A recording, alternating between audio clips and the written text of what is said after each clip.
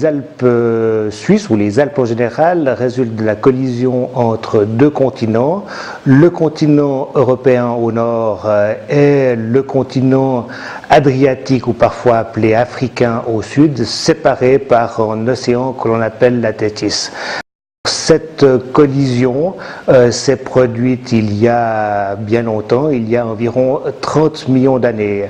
Le produit de cette collision, c'est non seulement le relief qu'il y a actuellement, mais également des structures ou une structuration interne de la chaîne de montagne qui est extrêmement intéressante à étudier. Donc les Alpes sont formées de ce qu'on appelle des nappes tectoniques, qui sont des grandes portions de la croûtes terrestres qui ont été translatées sur plusieurs dizaines, voire centaines de kilomètres.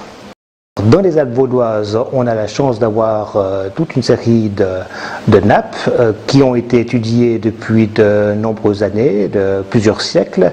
Ces nappes permettent de décrypter ou d'étudier les principes de formation de ces nappes tectoniques. Ça permet de faire des modèles un peu généraux sur la structure des Alpes. La compréhension des nappes tectoniques est vraiment utile pour bien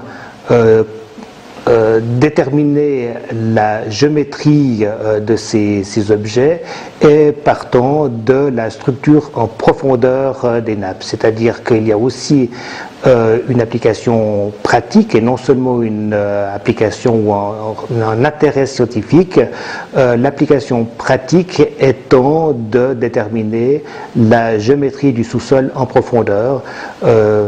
Connaissance utile, par exemple, si on doit construire un tunnel à un endroit donné, ou bien placer en forage, par exemple en forage thermique à un certain endroit des Alpes suisses.